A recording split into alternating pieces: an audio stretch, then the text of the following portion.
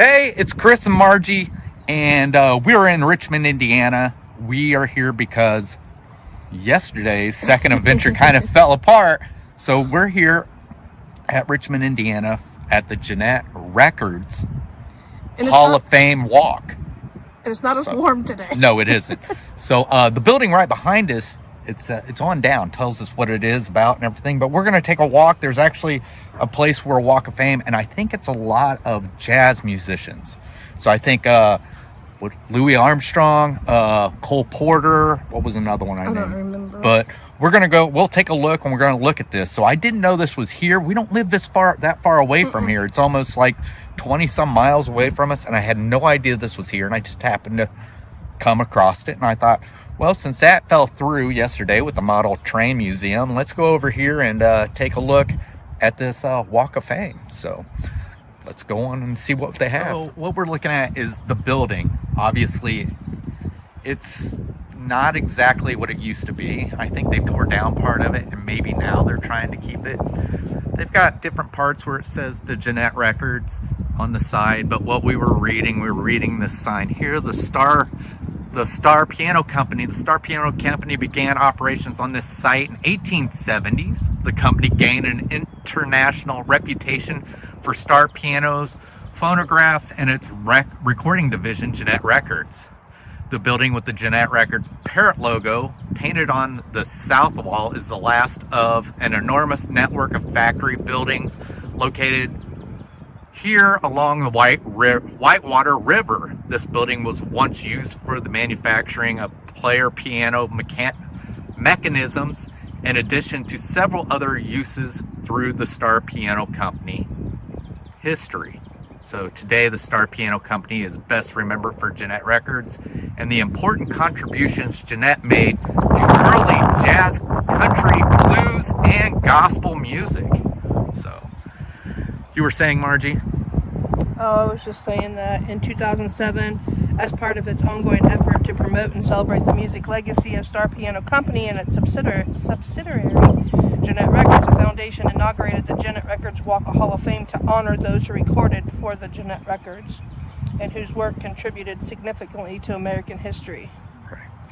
So, and it says here that those honored are musicians who created the distinctly American musical genres of jazz, blues, country, gospel, and popular music.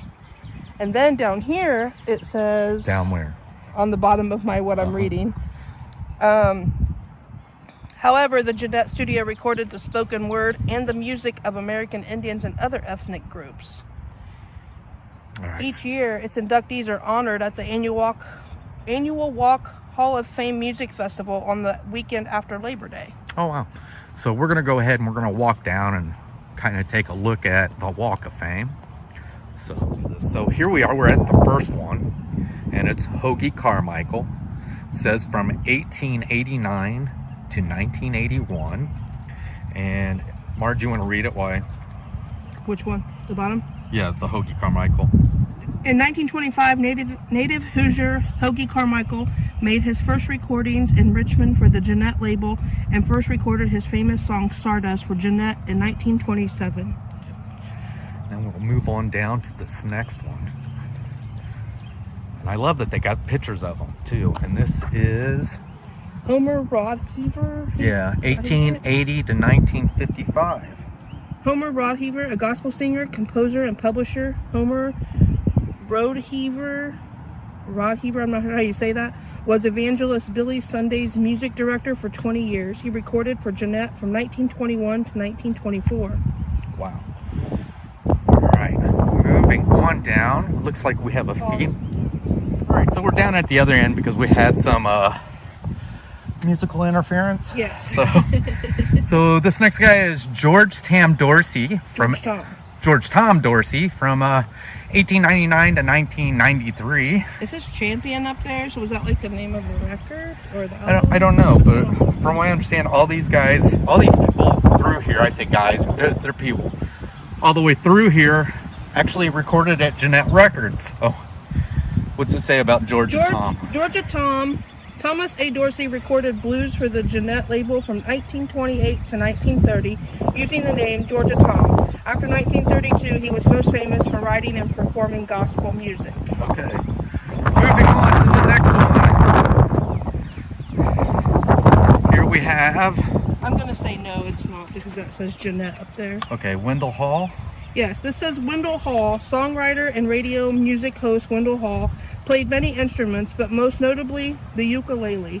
His first recordings made at Gennett's Richmond studio in 1923 helped popularize the uke, as they call it. Uke. And we got our next one here. We have Guy Lombardo. Guy Lombardo from 1902 to 1977. I've heard of Guy Lombardo. Guy Lombardo, a Canadian. Guy Lombardo founded okay, I'm having a hard time with this. Permanently popular dance band known as the Royal Canadians. Their first recording was made in Gennett's Richmond studio. There we go. You can hardly read that one for some reason. Right. Moving on. Hopefully we're not getting any wind interference, but we probably are. Very good day. Yeah. So we have King Oliver, Joe King Oliver. It says King Oliver. In 1923, jazz pioneer King Oliver made his first recordings in Richmond for the Gennett label as the leader of King Oliver's, how do you say that? Creole jazz band. All right. Moving on. We got some big ones coming up here too. So here we go. We have Coleman Hawkins transformed the tenor saxophone from a novelty instrument into a cornerstone of jazz. He recorded with Fletcher Henderson's orchestra for Gennett in 1926. All right, moving up. So, what are you doing? Going this next one? Do you want to do this one and then read that? Yeah, we can do that. Here we have Louis Armstrong. It says Louis Armstrong in 1923. Jazz legend Louis Armstrong made his first recordings in Richmond for the Gennett label as a member of King Oliver's, I can't say that word again, Creole jazz band. Creole, yeah. So okay. This is Louis Armstrong. Okay, hold on. We have a sign. What's that? Right. Gennett Records recording studio site, 1920 to 1934. The sign marks the north wall of the studio's reception room and engineering office, a 20 by 30 foot space. To the right was a small waiting room that led to the studio entrance door. Just outside the door lay the railroad siding serving the factory complex. The engineering workbench where blank recording masters were prepared. That isn't right, is it? What? Okay, I guess it is. Recording masters were prepared, stood along the east wall. Against the west wall was the recording engineer's desk, where master recordings were identified in the logbook by title, artist, and number. The doorway to the recording studio was on the left side of the north wall. Next to it was a window looking into the studio, allowing the engineer to watch as Hoagie Carmichael, Louis Armstrong, and so many others made history with their recordings. Woohoo! So here's a picture of the King Oliver Creole Jazz Band with Louis Armstrong. And over here is Hoagie Carmichael. He's seated at the piano. Okay, and then on the other side, it's the same thing, but different pictures. Okay, so there's a picture, of course. Actually, it's not. It's not? No, it says this sign marks the south wall from the 20 by 30 recording studio, which housed the original acoustic-powered recording lathe, a turntable powered by a heavy suspended weight mechanism, not electricity. When recording, the performers gathered in front of a large horn, and each performer was positioned according to individual loudness. This method of recording was used until 1927, when it was replaced by electric recording. The studio walls were covered with heavy black drapes, which, along with an oriental rug from the Gennett mansion, helped deaden the sound. The wax carbon recording masters required a temperature of 85 degrees in the studio, making fans necessary. Oh wow, so this is the Star Gennett recording studio, obviously. Which is what we saw when we walked around. Right, and then over here, this is the Bix Beiderbecke and the Rhythm Jugglers. So this is the end down there. Yeah, that we were standing in front of. The other side is this front end, right? Right, right. All right, so moving on to our next record. Who do we have? We have Bradley Kincaid. Bradley Kincaid. Oh, go ahead. From 95 to 1890, or 1989. Wow. Is that right? 1895 to 1989. Yeah. Huh. Bradley Kincaid, a guitarist, folk singer, and ballad collector. Bradley Kincaid was the first big country star in radio. He made his first recordings at Gennett's Chicago studio in 1927. Moving on. Who do we got here? We have Blind Lemon Jefferson from 1894 to 1929. Blind Lemon Jefferson was widely influential as a country blues singer, guitarist, and songwriter. His final songs were recorded in Gennett's Richmond studio in 1929. Wow. All right. On to our next record on the Hall of Fame. This was here. This is so cool. So this is, what is it? Pace Jubilee Singers. Yep. And it says 1927 and 1928. Black Patty Electrically Recorded, the Chicago Record Company. Okay. So Pace Jubilee Singers in 1925, Charles Henry Pace organized the Pace Jubilee Singers, recording for Gennett. In 1927 To 28. to 28, the Chicago group was among the first to record gospel hymns composed by African Americans. Oh, how wow. cool. Yes. Moving on. This is so amazing. Yeah.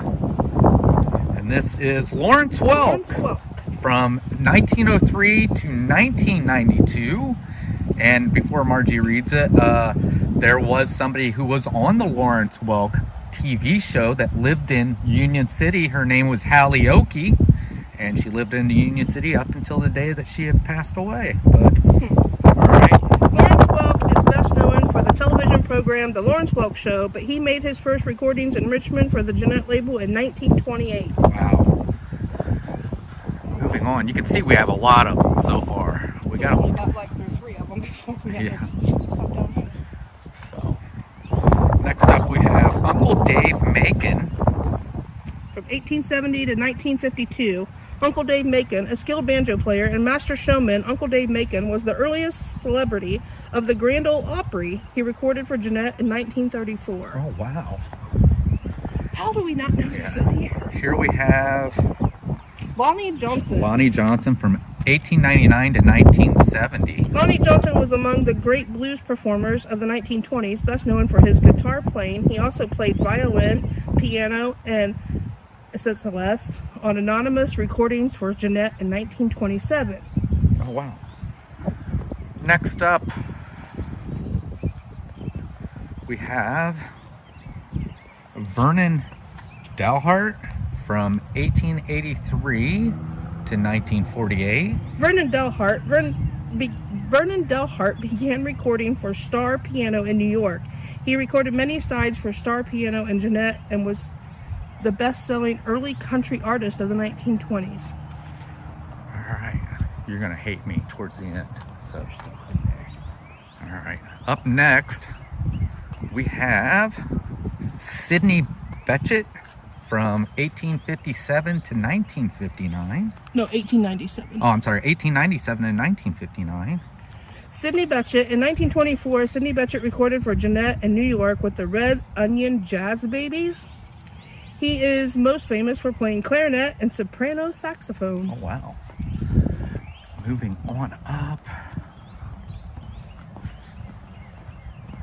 Here we go. We have Big Bill Brunzi from 1893 to 1958. Big Bill Brunzi recorded for the Champion label in Richmond from 1930 to 1932 and helped create the Chicago blues sound. Donated, oh, we don't need to read who that was donated by. Sorry. All right, up next we have Artie Shaw from 1910 to 2004. Wow. Artie Shaw was one of the greatest clarinetists, composers, and band leaders, of the 20th century. He made his first recordings in 1928 at the Gennett studio in Richmond. Wow. Moving on up. Who do we have next, Marge? Red Nichols. Red Nichols from 1905 to 1965. Red Nichols, in 1922, jazz cornetist Red Nichols, made his recording debut in Richmond. His many later releases from Gennett's New York studio anticipated a remarkably productive career. Yes. Moving on up to the next one.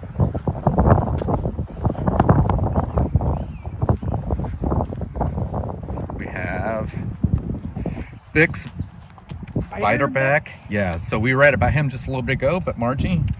Bix Beiderbecke, in 1924, groundbreaking jazz cornetist Bix Beiderbecke made his first recordings in Richmond for the Gennett label as a member of the Wolverine Orchestra. Moving up to the next one, acting as if we didn't do something in between. Okay. All right, here we go. So this is Hector Henderson. Fletcher. Oh, Fletcher Henderson from 1897 to 1952. Fletcher Henderson, a superb arranger, band leader, and pianist. Fletcher Henderson helped create the big band jazz he recorded for Gennett in New York City with Coleman Hawkins in 1926. Oh, wow. Moving on to the next one, we have New Orleans Rhythm Kings from 1922 to 1925. New Orleans Rhythm Kings. New Orleans Rhythm Kings made their recording debut at Gennett's Richmond studio in 1922. Their work influenced famous jazz musicians such as Bix Beiderbecke, Benny Goodman, and Jimmy McPartland. Yes. It would have been great if Benny Goodman had been here. Who do we have here? Gene Autry. Gene Autry. So from 1907 to 1998. Gene Autry, early country music star Gene Autry, first recorded for the Gennett label in 1929. Many of his recordings were issued on Gennett's Champion label. Moving on. So we got Fats Waller. From 1904 to 1943. Thomas Fats Waller was a gifted jazz pianist and singer, as well as a versatile, prolific, and influential composer. He recorded for Gennett in 1924. Oh, wow. Moving on to our next one, we have Ernest and Hattie Frost Stoneman. Yes. From It's kind of hard to read on this one. 1893 to 1976. Ernest Pop and Hattie Frost Stoneman, along with their children, became famous in broadcast country music as the Stoneman family. Ernest and Hattie recorded for Gennett in the mid-1920s. Wow. I never knew that. No, I didn't know that either. Who do we have here? We have Charlie Patton. Charlie Patton. From 1891 to 1934. Charlie Patton, as the first great Mississippi Delta bluesman, Charlie Patton greatly influenced future performers. A singer and guitarist, he recorded at Gennett's Richmond studio in 1929. 1929. Here we have Jelly Roll Morton. From 1890 to 1941. Jelly Roll Morton. In 1923, Jelly Roll Morton recorded in Richmond for the Gennett label with the New Orleans Rhythm Kings and on solo piano, recording many of his celebrated original songs. Wow. We only got a few more. Well, really, I think we only got two more because we already recorded one. All right, Duke Ellington. This is a big one too, from 1899 to 1974. Duke Ellington. Duke Ellington, a jazz composer, pianist, and bandleader. Edward Kennedy Duke Ellington was among the most accomplished musicians of the 20th century. He recorded for Gennett in 1926. Wow. Moving on up, we have Alberta Hunter. Alberta Hunter from 1895 to 1984. Okay. Alberta Hunter, considered the first lady blues singer, Hunter had a long career as a singer, a composer, and an actress. She recorded for Gennett in 1924. Awesome. And this would be our last one, wouldn't it? We did this one. Oh, we did this one? Mm-hmm. All right. You want me to redo it just in case? No. So once again, here's what's left of the recording place and the piano. It looks like maybe there would have been a lot more because there's so many places like there look like there were structures, but looking down the Hall of Fame, and then this here. So I would have to say it would have to be bigger if it was actually a recording studio and a piano company, but it looks amazing. So So I think that's gonna do it. This was just a quick outing for Margie and I. We both just came out here to actually find something to do, and I happened to come across this, and I'm like, this is just over in Richmond. Let's just run over, do it really, really quick. It would have been nicer if the weather was a little warmer. And what's funny is we're done, and it seems like the wind's calmed down now. Did you get a picture of where it says Gennett Records up on the building? No, I don't think so. With the bird? Yeah. But yeah, here, I think that's going to do it though, right? Yep. So thank you guys for joining us, and I hope to catch you guys on our next adventure. We'll see you later. Bye. Bye.